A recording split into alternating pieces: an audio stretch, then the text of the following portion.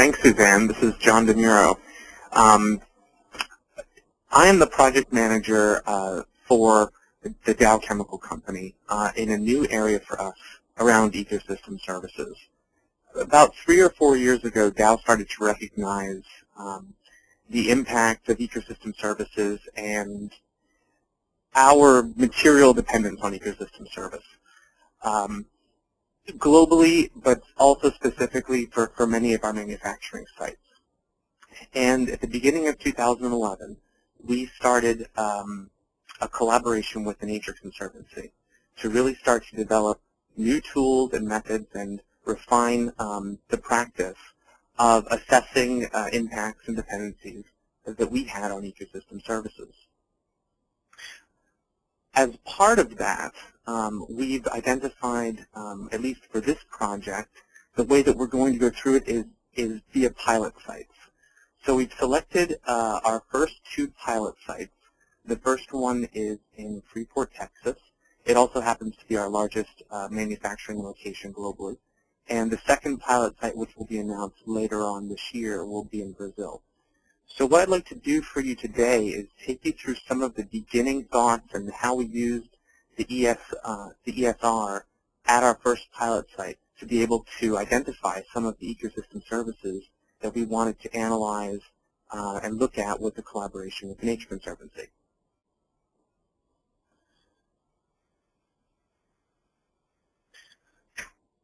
So generally, background for the collaboration and the way that Dow specifically sees ecosystem services impacting our business globally.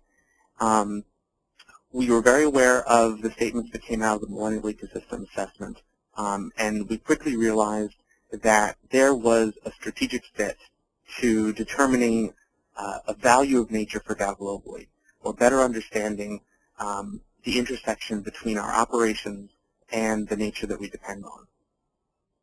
We realized that we need access to ecosystem services as a manufacturing organization.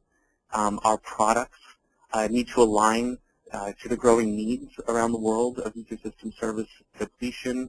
And you can read on and on. There are many different areas within Dow's global business framework where ecosystem service assessments really can tie in and strengthen our decision making.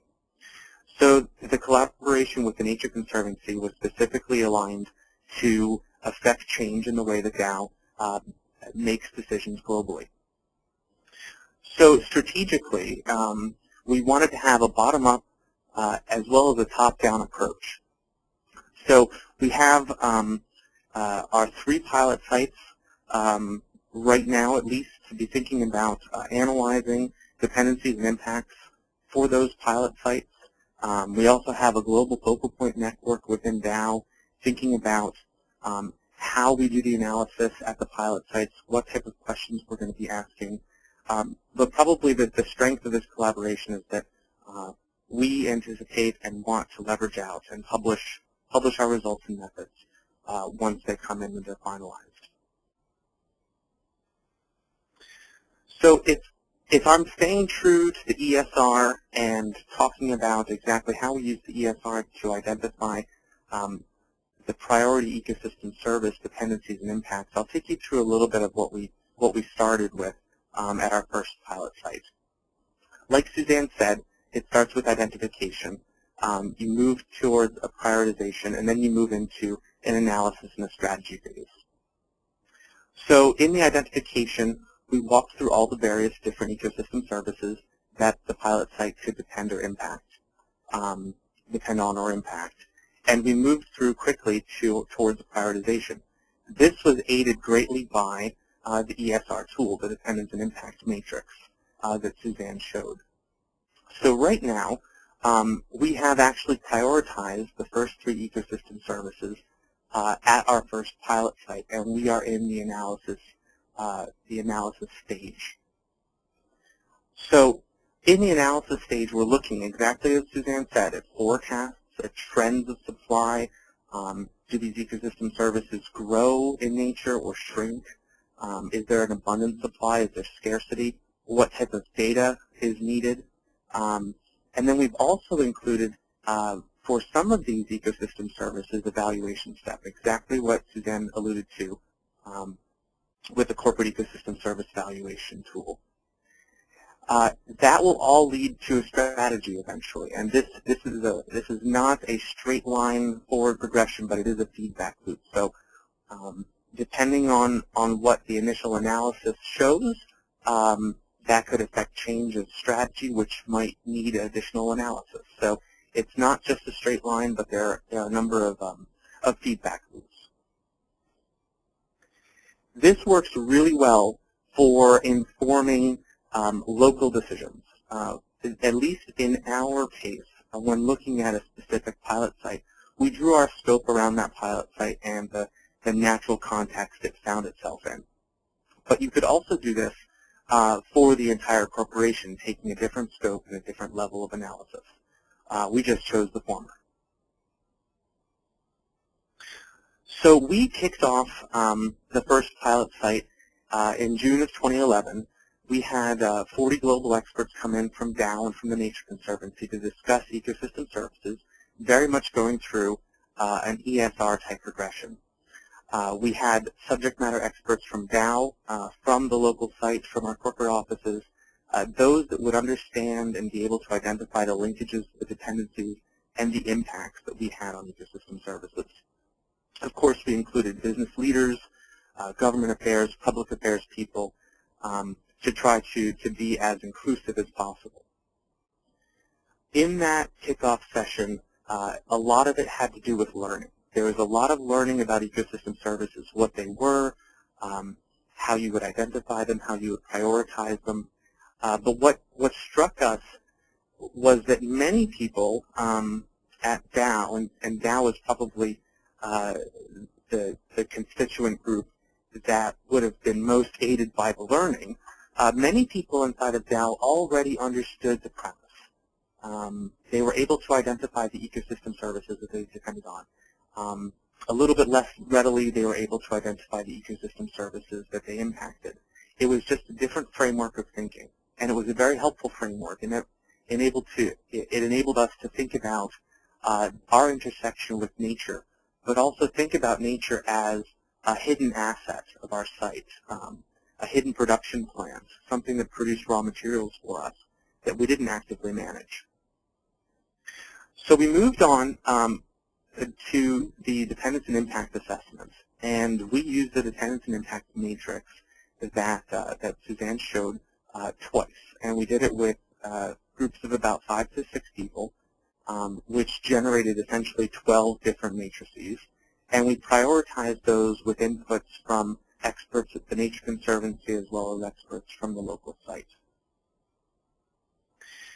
Here's an example matrix. It shouldn't show you all that much. It's a rough draft, one of 12 that we were looking at the pilot site, but it shows you that that we went through it and we took this output as well as the other 11 to determine what we were finally going to prioritize as ecosystem services for that site for further analysis.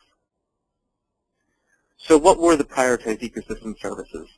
For this site, it came down to 3 priority ecosystem services: fresh water, air quality, and coastal natural hazard mitigation. And I'll spend a little time explaining each one. So fresh water, this is our largest site. All of our Dow sites rely on fresh water as a critical input to production.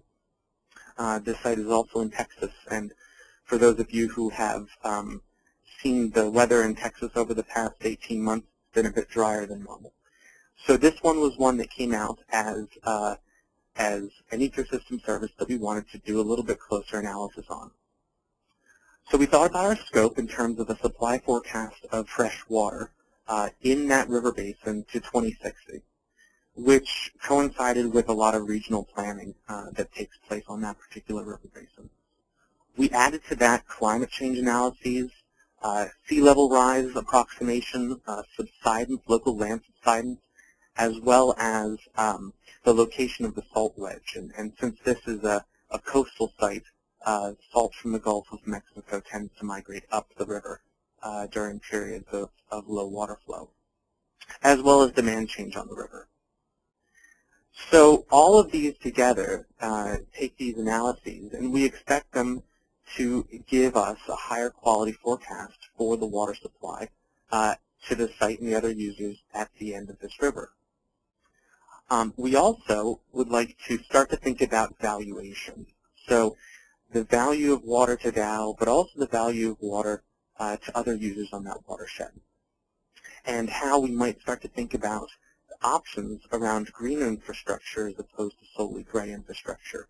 So is there something in the natural environment that we can do to better manage water on that river, rather than just your traditional engineering responses for to water scarcity? The second area of analysis was air quality. So the collaboration team is evaluating a concept which would be planting a large-scale tree plantation to manage air quality in the region. This site in Texas is regionally close to the city of Houston, which is either the fourth or the fifth largest city in the United States. They are also in an EPA ozone non-attainment zone. So there's an ongoing NOx trading that takes place in that region.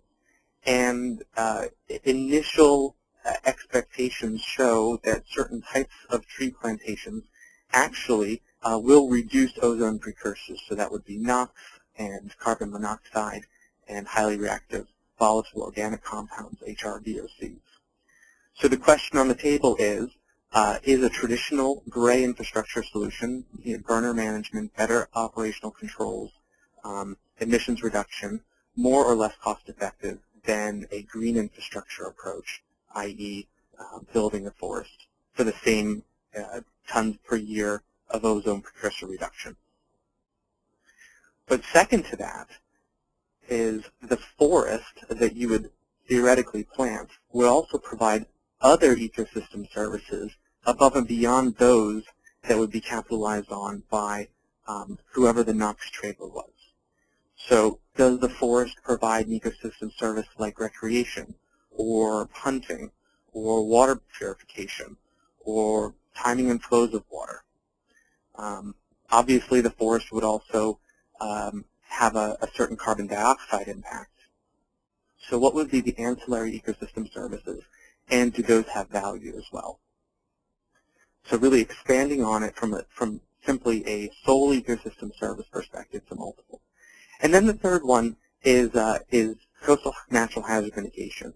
And that's really looking at the benefits of what is around the site right now in terms of salt grass and marshes, in terms of protecting the site from storm surges from hurricanes.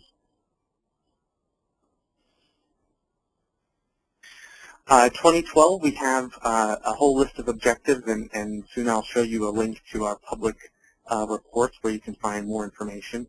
We're essentially going to be repeating the exercise using the ESR again at our second pilot site. We liked it so much we're going to do it again. And I just wanted to sort of show what's on the docket for the coming year.